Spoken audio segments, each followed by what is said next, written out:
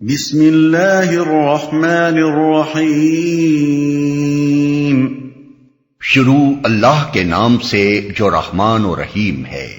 تبارک الذی بیدہ الملک وہو علی کل شیء قدیر۔ نہایت بزرگ و برتر ہے وہ جس کے ہاتھ میں کائنات کی سلطنت ہے اور وہ ہر چیز پر قدرت رکھتا ہے، بزرگ و برتر ہے۔ تبارک برکت سے مبالغہ کا صیغہ ہے۔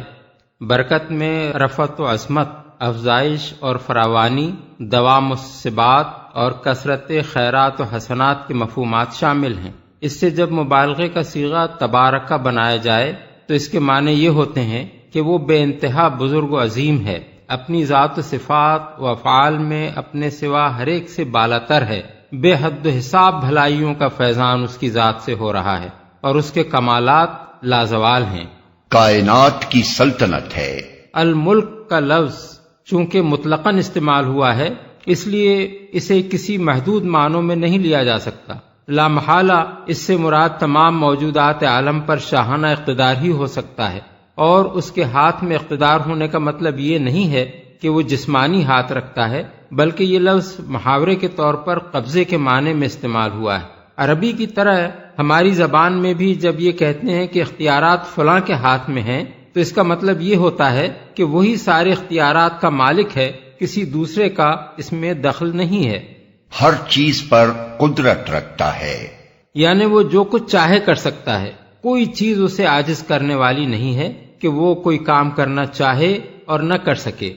الذی خلق الموت والحیاة لیبلوکم ایکم احسن عملا وہو العزیز الغفور۔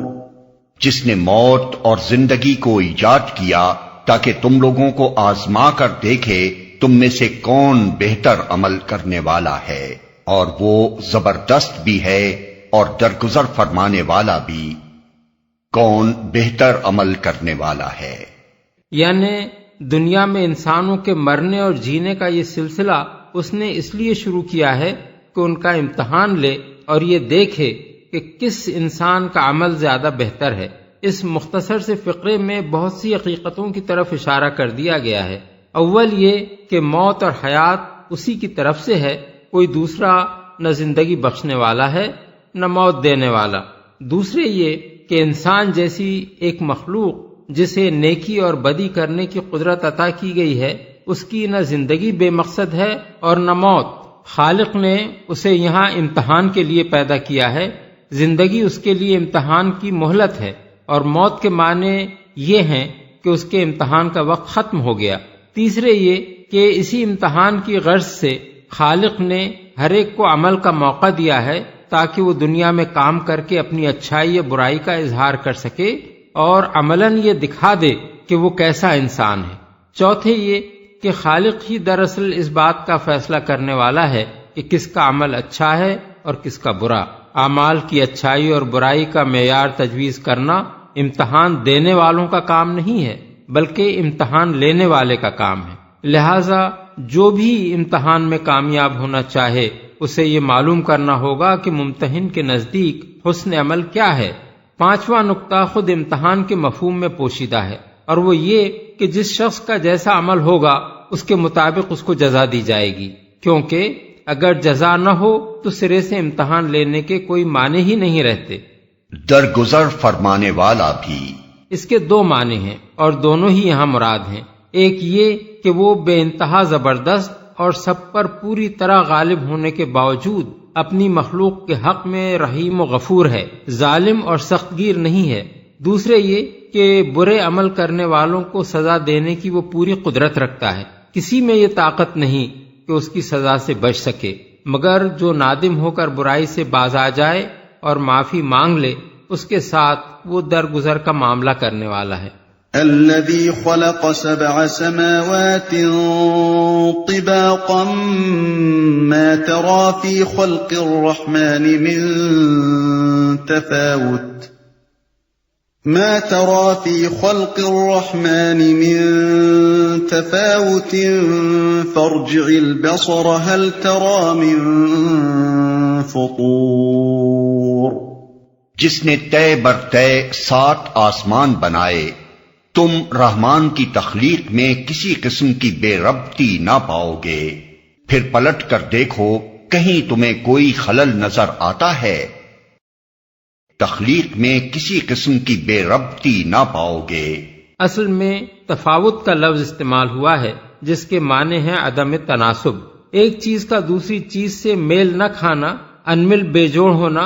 بس اس ارشاد کا مطلب یہ ہے کہ پوری کائنات میں تم کہیں بدنظمی، بے ترتیبی اور بے ربطی نہ پاؤ گے۔ اللہ کی پیدا کردہ اس دنیا میں کوئی چیز انمل بے جوڑ نہیں ہے، اس کے تمام اجزاء باہم مربوط ہیں اور ان میں کمال درجے کا تناسب پایا جاتا ہے۔ تمہیں کوئی خلل نظر آتا ہے؟ اصل میں لفظ فطور استعمال ہوا ہے جس کے معنی ہیں دراڑ، شگاف، رخنا، پھٹا ہوا ہونا، ٹوٹا پھوٹا ہونا۔ مطلب یہ ہے کہ پوری کائنات کی بندش ایسی چست ہے اور زمین کے ایک ذرے سے لے کر عظیم الشان کہکشانوں تک ہر چیز ایسی مربوط ہے کہ کہیں نظم کائنات کا تسلسل نہیں ٹوٹتا۔ تم خواہ کتنی ہی جستجو کر لو، تمہیں اس میں کسی جگہ کوئی رخنا نہیں مل سکتا۔ ثم ارجع البصر كرتين ينقلب إليك البصر خاسئا وهو حسير۔ بار بار نگاہ دوڑاؤ، تمہاری نگاہ تھک کر نامراد پلٹ آئے گی۔ وَلَقَدْ زَيَّنَّا السَّمَاءَ الدُّنْيَا بِمَصَابِيحَ وَجَعَلْنَاهَا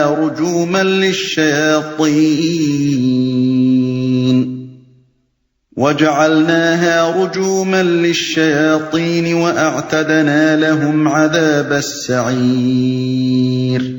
ہم نے تمہارے قریب کے آسمان کو عظیم الشان چراغوں سے آراستہ کیا ہے اور انہیں شیاطین کو مار بھگانے کا ذریعہ بنا دیا ہے۔ ان شیطانوں کے لیے بھڑکتی ہوئی آگ ہم نے مہیا کر رکھی ہے۔ آسمان، قریب کے آسمان سے مراد وہ آسمان ہے جس کے تاروں اور سیاروں کو ہم برہنہ آنکھوں سے دیکھتے ہیں۔ اس سے آگے جن چیزوں کے مشاہدے کے لیے آلات کی ضرورت پیش آتی ہو وہ دور کے آسمان ہیں، اور ان سے بھی زیادہ دور کے آسمان وہ ہیں جن تک آلات کی رسائی بھی نہیں ہے۔ آراستہ کیا ہے۔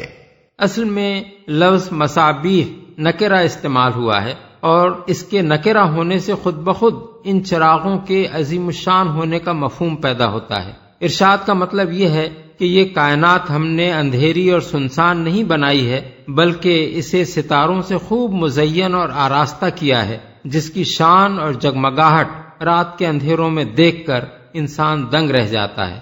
ذریعہ بنا دیا ہے۔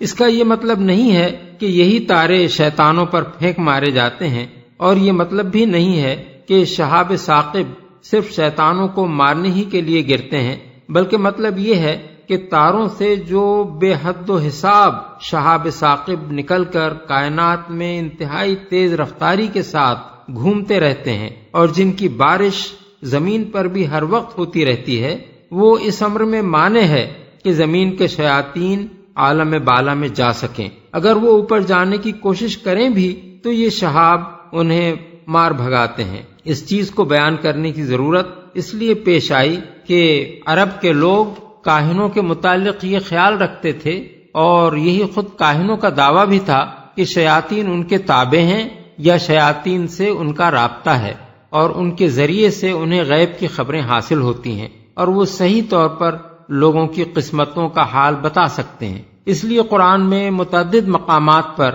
یہ بتایا گیا ہے کہ شیاطین کے عالم بالا میں جانے اور وہاں سے غیب کی خبریں معلوم کرنے کا قطعاً کوئی امکان نہیں ہے۔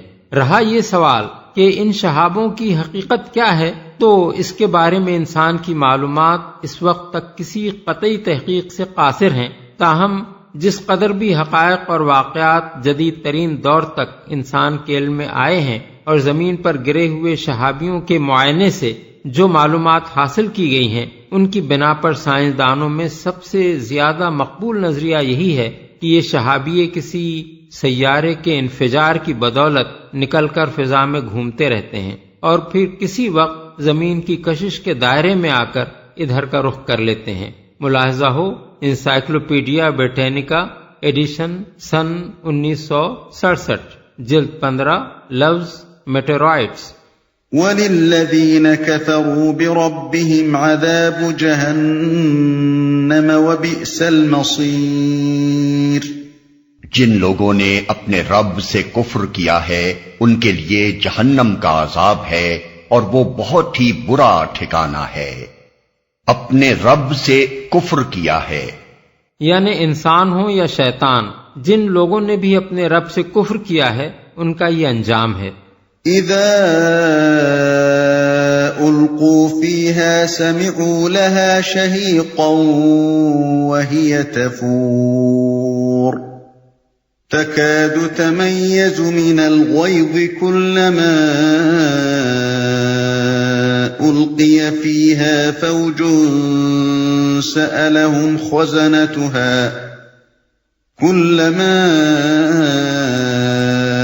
ألقي فيها فوج سألهم خزنتها ألم يأتكم نذير قالوا بلى قد جاءنا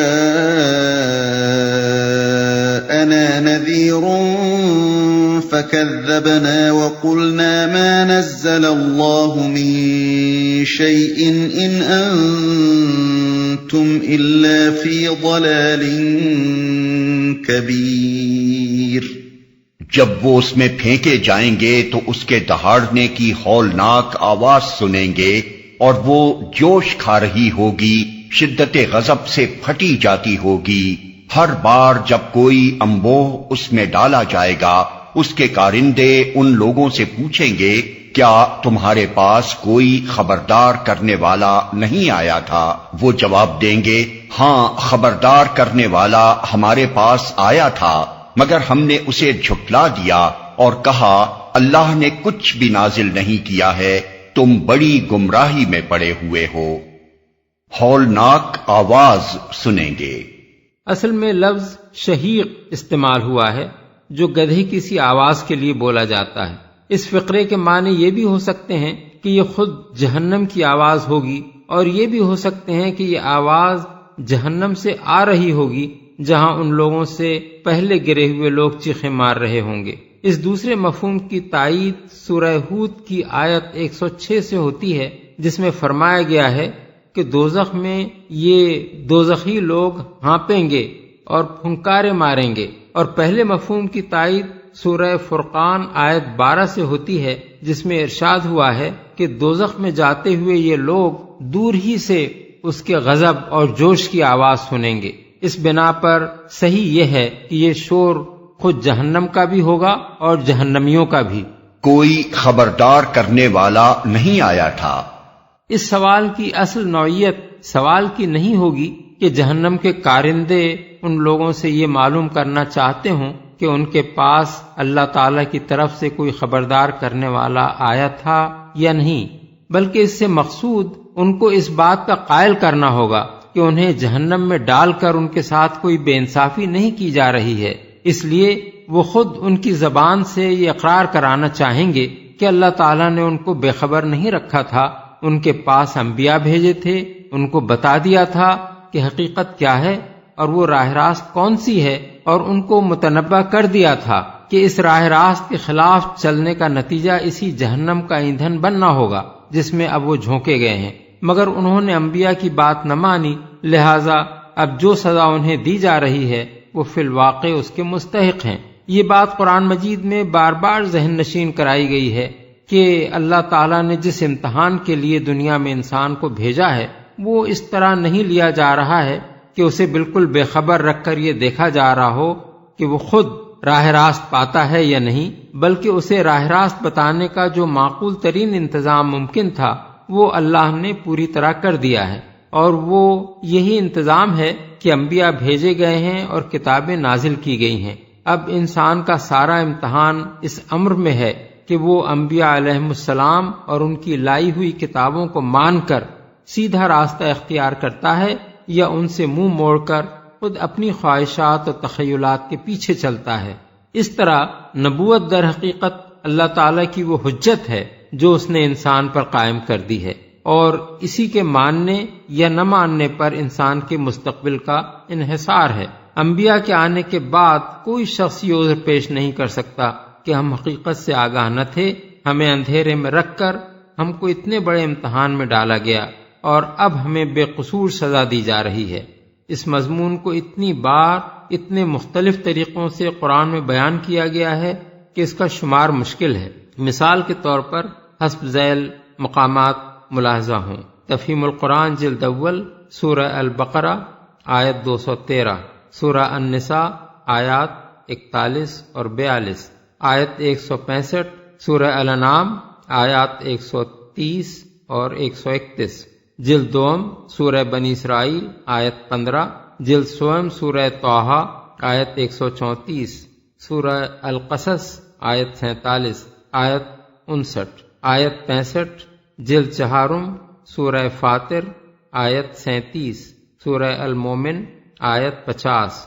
بڑی گمراہی میں پڑے ہوئے ہو، یعنی تم بھی بہکے ہوئے ہو اور تم پر ایمان لانے والے لوگ بھی سخت گمراہی میں پڑے ہوئے ہیں۔ وَقَالُوا لَوْ كُنَّا نَسْمَعُ أَوْ نَعْقِلُ مَا كُنَّا فِي أَصْحَابِ السَّعِيرِ فَاعْتَرَفُوا بِذَنبِهِمْ فَسُحْقًا لِأَصْحَابِ السَّعِيرِ۔ اور وہ کہیں گے کاش ہم سنتے یا سمجھتے تو آج اس بھڑکتی ہوئی آگ کے سزاواروں میں نہ شامل ہوتے۔ اس طرح وہ اپنے قصور کا خود اعتراف کر لیں گے۔ لعنت ہے ان دوزخیوں پر۔ کاش ہم سنتے یا سمجھتے، یعنی ہم نے طالب حق بن کر انبیاء کی بات کو توجہ سے سنا ہوتا یا عقل سے کام لے کر یہ سمجھنے کی کوشش کی ہوتی کہ فی الواقع وہ بات کیا ہے جو وہ ہمارے سامنے پیش کر رہے ہیں۔ یہاں سننے کو سمجھنے پر مقدم رکھا گیا ہے۔ اس کی وجہ یہ ہے کہ پہلے نبی کی تعلیم کو توجہ سے سننا، یا اگر وہ لکھی ہوئی شکل میں ہو تو طالب حق بن کر اسے پڑھنا ہدایت پانے کے لیے شرط اول ہے۔ اس پر غور کر کے حقیقت کو سمجھنے کی کوشش کرنے کا مرتبہ اس کے بعد آتا ہے۔ نبی کی رہنمائی کے بغیر اپنی عقل سے بطور خود کام لے کر انسان براہ راست حق تک نہیں پہنچ سکتا۔ اپنے قصور کا لفظ واحد استعمال ہوا ہے۔ اس کے معنی یہ ہیں کہ اصل قصور جس کی بنا پر وہ جہنم کے مستحق ہوئے رسولوں کا جھٹلانا اور ان کی پیروی سے انکار کرنا ہے۔ باقی سارے گناہ اسی کی فرع ہیں۔ ان الذين يخشون ربهم بالغيب لهم مغفرة واجر كبير۔ جو لوگ بے دیکھے اپنے رب سے ڈرتے ہیں یقیناً ان کے لیے مغفرت ہے اور بڑا اجر۔ اپنے رب سے ڈرتے ہیں، یہ دین میں اخلاق کی اصل جڑ ہے۔ کسی کا برائی سے اس لیے بچنا کہ اس کی ذاتی رائے میں وہ برائی ہے، یا دنیا اسے برا سمجھتی ہے، یا اس کے ارتکاب سے دنیا میں کوئی نقصان پہنچنے کا اندیشہ ہے، یا اس پر کسی دنیاوی طاقت کی گرفت کا خطرہ ہے، یہ اخلاق کے لیے ایک بہت ہی ناپائیدار بنیاد ہے۔ انسان کی ذاتی رائے غلط بھی ہو سکتی ہے۔ وہ اپنے کسی فلسفے کی وجہ سے ایک اچھی چیز کو برا اور ایک بری چیز کو اچھا سمجھ سکتا ہے۔ دنیا کے معیار خیر و شر اول تو یکساں نہیں ہیں، پھر وہ وقتاً فوقتاً بدلتے بھی رہتے ہیں۔ کوئی عالمگیر اور ازلی و ابدی معیار دنیا کے اخلاقی فلسفوں میں نہ آج پایا جاتا ہے نہ کبھی پایا گیا ہے۔ دنیاوی نقصان کا اندیشہ بھی اخلاق کے لیے کوئی مستقل بنیاد فراہم نہیں کرتا۔ جو شخص برائی سے اس لیے بچتا ہو کہ وہ دنیا میں اس کی ذات پر مترتب ہونے والے کسی نقصان سے ڈرتا ہے، وہ ایسی حالت میں اس کے ارتکاب سے باز نہیں رہ سکتا جب اس سے کوئی نقصان پہنچنے کا اندیشہ نہ ہو۔ اسی طرح کسی دنیاوی طاقت کی گرفت کا خطرہ بھی وہ چیز نہیں ہے جو انسان کو ایک شریف انسان بنا سکتی ہو۔ ہر شخص جانتا ہے کہ کوئی دنیاوی طاقت بھی عالم الغیب و شہادہ نہیں ہے۔ بہت سے جرائم اس کی نگاہ سے بچ کر کیے جا سکتے ہیں، اور ہر دنیاوی طاقت کی گرفت سے بچنے کی بے شمار تدبیریں ممکن ہیں۔ پھر کسی دنیاوی طاقت کے قوانین بھی تمام برائیوں کا احاطہ نہیں کرتے۔ بیشتر برائیاں ایسی ہیں جن پر دنیاوی قوانین کوئی گرفت سرے سے کرتے ہی نہیں، حالانکہ وہ ان برائیوں سے قبیح تر ہیں جن پر وہ گرفت کرتے ہیں۔ اس لیے دین حق نے اخلاق کی پوری عمارت اس بنیاد پر کھڑی کی ہے کہ اس اندیکھے خدا سے ڈر کر برائی سے اجتناب کیا جائے جو ہر حال میں انسان کو دیکھ رہا ہے، جس کی گرفت سے انسان بچ کر کہیں نہیں جا سکتا، جس نے خیر و شر کا ایک ہمگیر، عالمگیر اور مستقل معیار انسان کو دیا ہے۔ اسی کے ڈر سے بدی کو چھوڑنا اور نیکی کو اختیار کرنا وہ اصل بھلائی ہے جو دین کی نگاہ میں قابل قدر ہے۔ اس کے سوا کسی دوسری وجہ سے اگر کوئی انسان بدی نہیں کرتا یا اپنی ظاہری شکل کے اعتبار سے جو افعال نیکی میں شمار ہوتے ہیں ان کو اختیار کرتا ہے، تو آخرت میں اس کے یہ اخلاق کسی قدر اور وزن کے مستحق نہ ہوں گے، کیونکہ ان کی مثال اس عمارت کی سی ہے جو ریت پر تعمیر ہوئی ہے۔ بڑا اجر، یعنی خدا سے بالغیب ڈرنے کے دو لازمی نتائج ہیں۔ ایک یہ کہ جو قصور بھی بشری کمزوریوں کی بنا پر آدمی سے سرزد ہو گئے ہوں وہ معاف کر دیے جائیں گے، بشرطے کہ ان کی تہ میں خدا سے بے خوفی کار فرما نہ ہو۔ دوسرے یہ کہ جو نیک اعمال بھی انسان اس عقیدے کے ساتھ انجام دے گا اس پر وہ بڑا اجر پائے گا۔ وَأَسِرُّوا قَوْلَكُمْ أَوِ اجْهَرُوا بِهِ إِنَّهُ عَلِيمٌ بِذَاتِ الصُّدُورِ أَلَا يَعْلَمُ مَنْ خَلَقَ وَهُوَ اللَّطِيفُ الْخَبِيرُ۔ تم خواہ چپکے سے بات کرو یا اونچی آواز سے، اللہ کے لیے یکساں ہے، وہ تو دلوں کا حال تک جانتا ہے۔ کیا وہی نہ جانے گا جس نے پیدا کیا ہے، حالانکہ وہ باریک بین اور باخبر ہے، دلوں کا حال تک جانتا ہے۔ یہ بات تمام انسانوں کو خطاب کر کے فرمائی گئی ہے، خواہ وہ مومن ہو یا کافر۔ مومن کے لیے اس میں یہ تلقین ہے کہ اسے دنیا میں زندگی بسر کرتے ہوئے ہر وقت یہ احساس اپنے ذہن میں تازہ رکھنا چاہیے کہ اس کے کھلے اور چھپے اقوال و اعمال ہی نہیں، اس کی نیتیں اور اس کے خیالات تک اللہ سے مخفی نہیں ہیں۔ اور کافر کے لیے اس میں یہ تنبیہ ہے کہ وہ اپنی جگہ خدا سے بے خوف ہو کر جو کچھ چاہے کرتا رہے، اس کی کوئی بات اللہ کی گرفت سے چھوٹی نہیں رہ سکتی۔ جس نے پیدا کیا ہے۔ دوسرا ترجمہ یہ بھی ہو سکتا ہے کہ کیا وہ اپنی مخلوق ہی کو نہ جانے گا؟